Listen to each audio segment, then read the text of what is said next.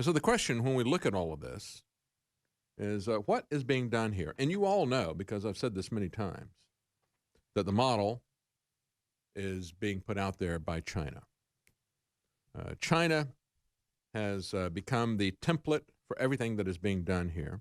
And I was actually kind of surprised to see an op-ed piece by Charles Hugh Smith on Zero Hedge. If lockdown is a needless overreaction, then why did China do it? You know, because China would never do anything that was needless. China, under these authoritarian dictators, they would never do anything that was not in the interest of their people or in the interest of their economy. And I just have to say, Charles, here's the reasoning of the lockdown, he said, of those who think that this is needless. Let me summarize it, he says. Number one, the lockdown is based on poorly executed extrapolations of faulty data. And outright statistical lies. When they compare the estimated to the actual to show that the coronavirus is 10 times more dangerous than the regular flu. Or when they cite individual numbers of deaths without talking about how many people are tested. Or when they start to make all kinds of projections without even having tests, Charles. Yeah, that's faulty data. And he says, so therefore, number two, the lockdown is doing far more economic damage than just simply letting the pandemic run its course. Number three, he says, alternatively, the pandemic and the lockdown are planned operations of elites, the goal being to further consolidate New World Order control in the hands of the few. He said all of this fails because we have to ask, why would China lock down half of its economy? Well, I've already answered that I've already answered that for you, Charles. I pointed out that, the banks triggered the meltdown. First, they came up with the financial instruments that were criminal in and of themselves, collateralized mortgages and so forth. Instead of passing around mortgages, what they did was they basically just put them all in a big hopper and turned the blender on so you couldn't tell what was what. And they threw a bunch of garbage in there to conceal it. And then after they had played that game long enough, they basically just pulled the plug. And I remember when it happened. We had some neighbors of ours, and they said, we just refinanced. You wouldn't believe how low this interest rate was. We were able to refinance, take some cash out, and our monthly payment dropped significantly. I said, all right, we'll look into it. So we called them up, and they go, no, we're not doing loans anymore. We just reevaluated the entire real estate. I mean, this was less than a week. They just did it like that, pull the plug. And I said, why are they doing that? If they do that and they make it so that nobody can buy mortgages, then that's going to crash the entire market. And, of course, it did. But the big banks didn't lose any money, did they? They were made whole. As a matter of fact, they love to talk about how they paid back all of the bailout money, except they paid it back with money that they got for free from the Federal Reserve. They wound up taking a lot of people's homes that went into default. And they made out like bandits or like banksters, right? And so when we look at this, Charles, I think that China is going to do just fine. China's been put in a position where if they push the one-child policy, if they push slave labor, if they push the Great Firewall and censorship, if they push domestic tracking of their people, biometric tracking, and if they impose a system of penalties against these people as they track them, each and everything that they do, say, think, any of that kind of stuff, if they put all that stuff together, which we know the globalist elite are working on as well, they want to have that done, and if they operate as the beta test site for the globalist elite, they are handsomely rewarded. It may be something that really destroys the lives of the people in China, and it does. Just like this is something that is destroying the lives of Americans here, but the globalist elite, they're going to do just fine. And the Chinese communists who own everything in that country, they'll do just fine as well. They're basically partners, and they are richly rewarded.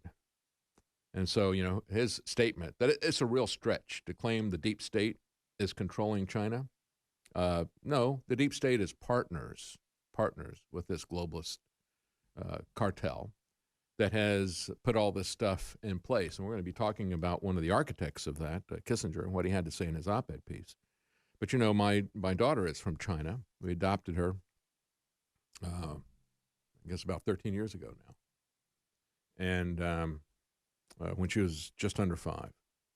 And I said the other day to her, I said, I'm so sorry. I thought I was getting you out of this by getting you out of China. And now the Chinese authoritarian structures are the model for everything that everybody is doing everywhere. You see, the fundamental flaw that Charles Hugh Smith can't understand is that government action does not prove cause.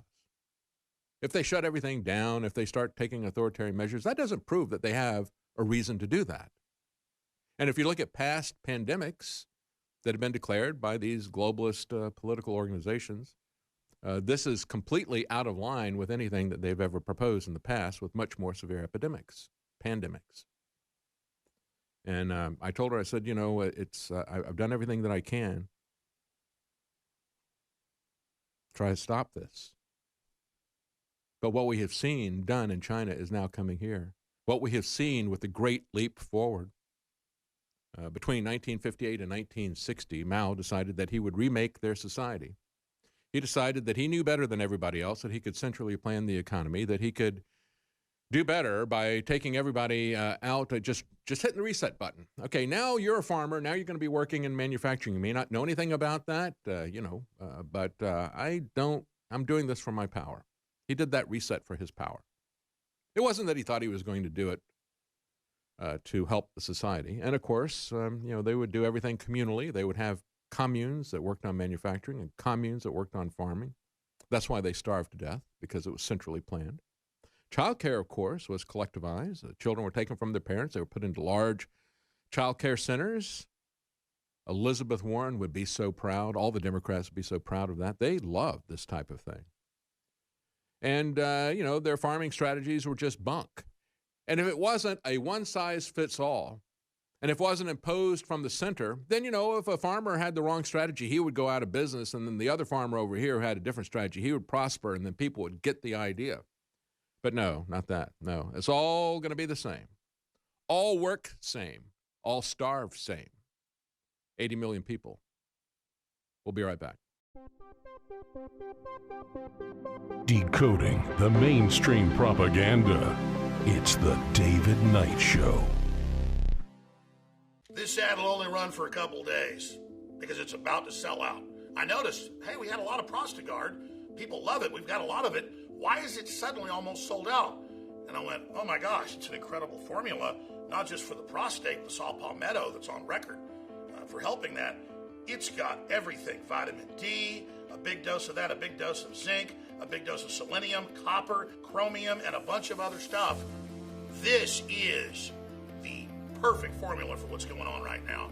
And it's about to sell out at InfoWarsStore.com, and I want you to have it so that after all this craziness passes, it becomes a normal regimen in your life, because this is something, in my view, you need every day.